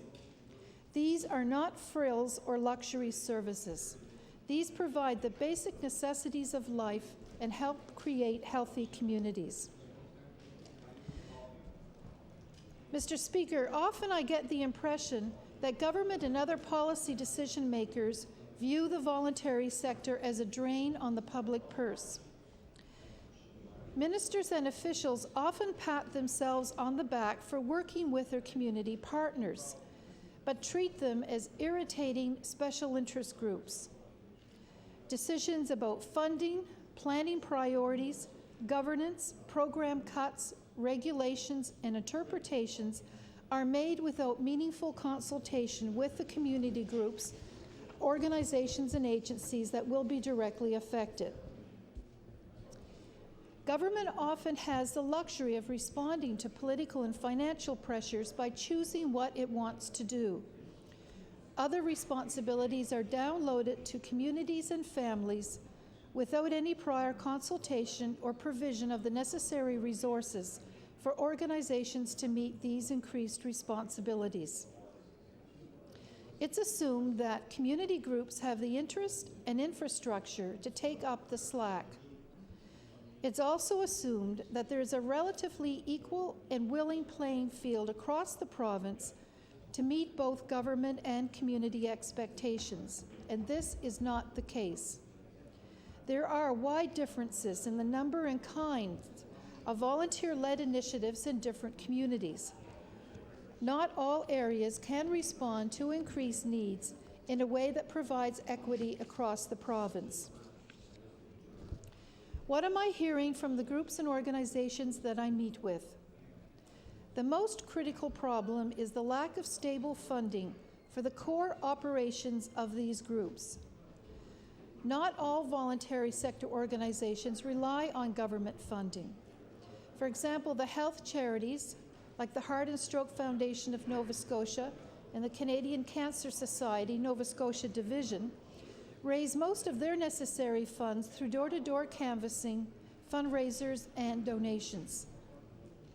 Many community groups, such as seniors clubs, and regional groups, such as service organizations, also raise their own funds. But others, including a significant number of provincial organizations and agencies, do rely on government contracts and grants to cover essential services and programs. In fact, Federal Treasury Board officials have stated that approximately 70% of funding from all levels of government comes from the provincial level. This indicates, Mr. Speaker, the special role our provincial government needs to play in stabilizing the voluntary sector in Nova Scotia. What government funding opportunities are available are usually project-based. Catherine Scott has recently published Funding Matters, the impact of Canada's new funding regime on nonprofit and voluntary organizations. She identified a number of challenges resulting from the change from core funding to project funding.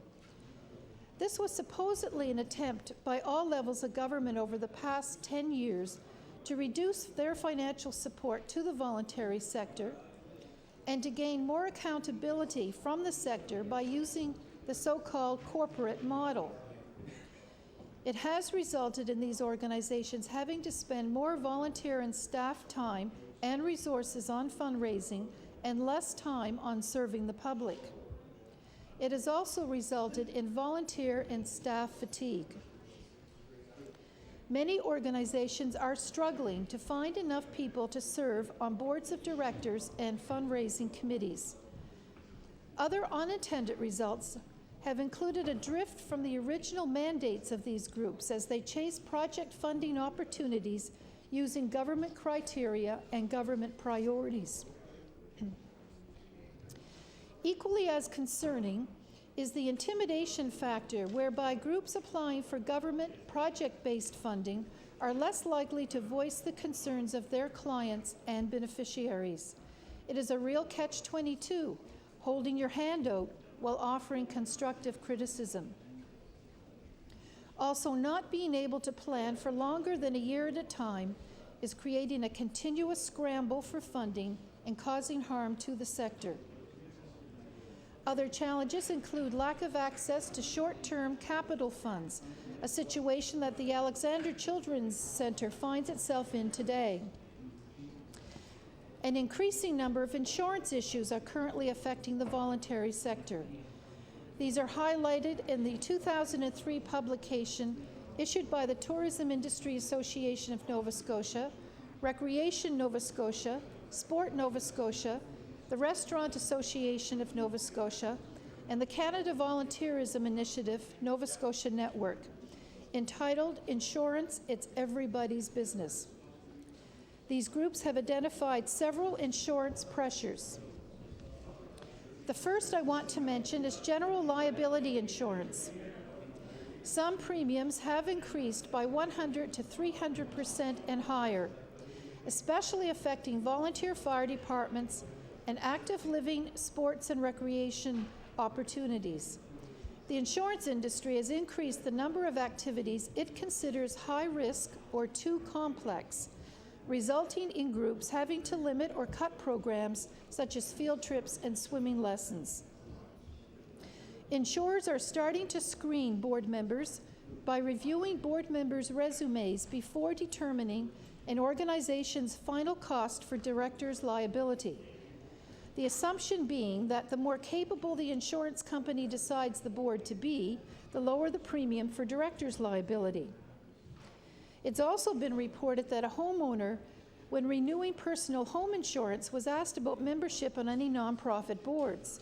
One can assume that this board participation would influence the rate of house insurance, and possibly the home would be considered an asset should the person be liable as a volunteer. No wonder potential board members are being very cautious about this level of volunteering. The impacts of the current insurance crisis are serious. We had some experience with higher premiums in the 80s, so voluntary sector leaders know what to expect.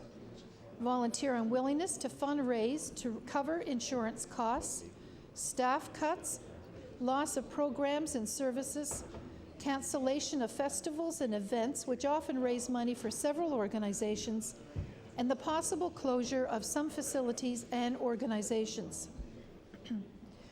The long-term impact from both the lack of stable core funding and the new insurance pressures means that governments and communities can no longer assume that the services and programs long provided by volunteers will continue to exist. And these are only a few of the pressures on the voluntary sector in Nova Scotia. The provincial government has to treat these threats as seriously as it would any other sector of the economy. We're past the stage of Band-Aid solutions. It's time for the provincial government to work with the voluntary sector to develop a provincial framework and strategy to safeguard this crucial level of service provision in our province. We can't afford to wait. Thank you, Mr. Speaker. Thank you. Recognize the honourable member for Kings West.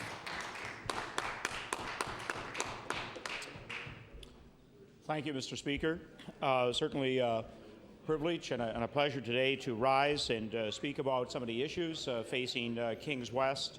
Also to talk about some of the good things that are happening in the riding.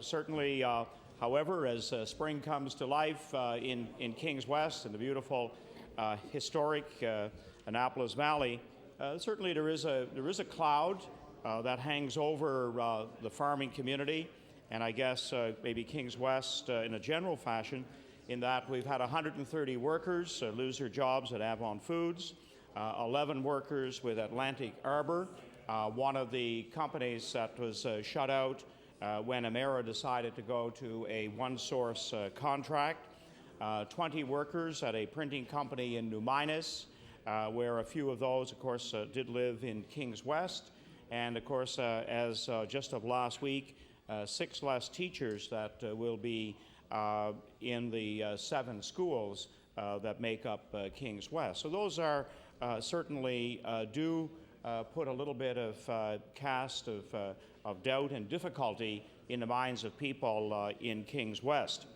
That being said, I want to draw attention probably to the big areas that affect any riding: health, education, agriculture, transportation, tourism, fishing, and some of our rural issues.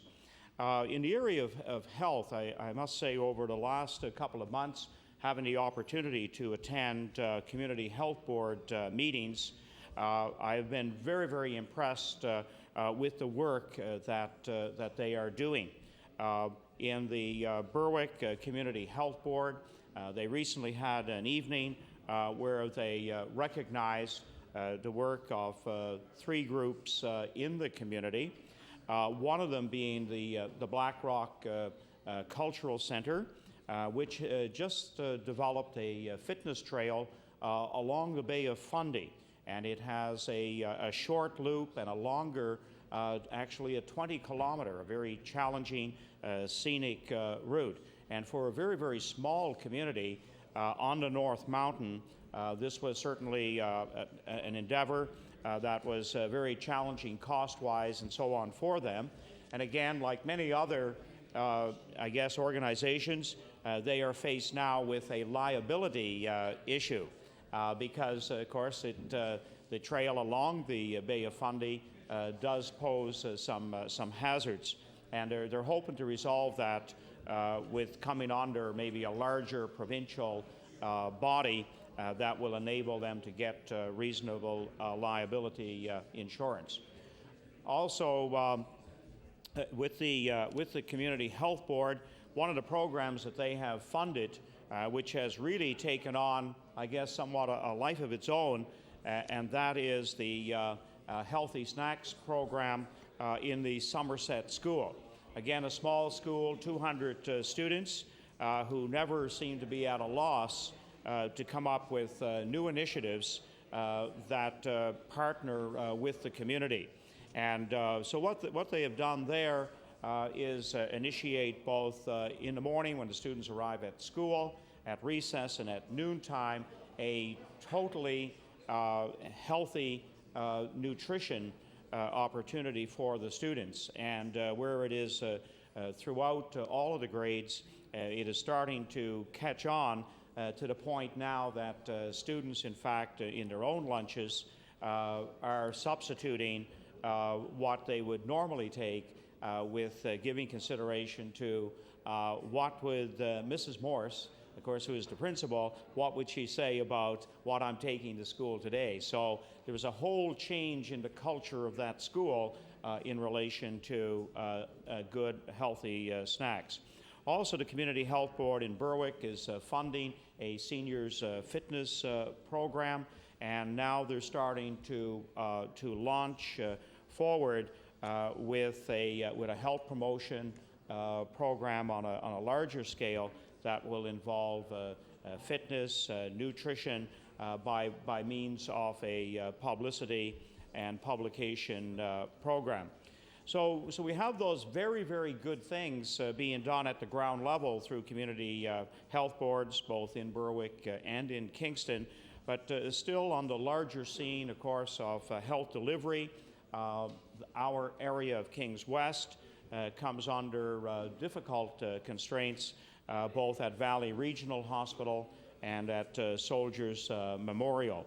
And certainly, again, I would have to highlight some recent work done by Dr. Robertson, Chief of Staff there, who sees that the constraints on acute care beds is now posing difficulties in recruitment.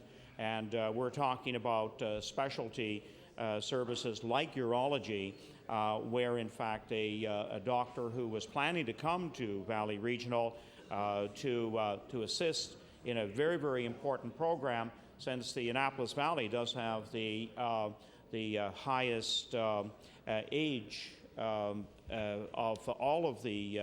all parts of the province. Our population, I guess you could say, has already reached that critical point where the average age is now at an extremely high level. So urology is a very, very important field to offer, and now this program may not be able to deliver all of the services that they had hoped. So this is certainly one of the pressure areas at Valley Regional, and again at Soldiers Memorial.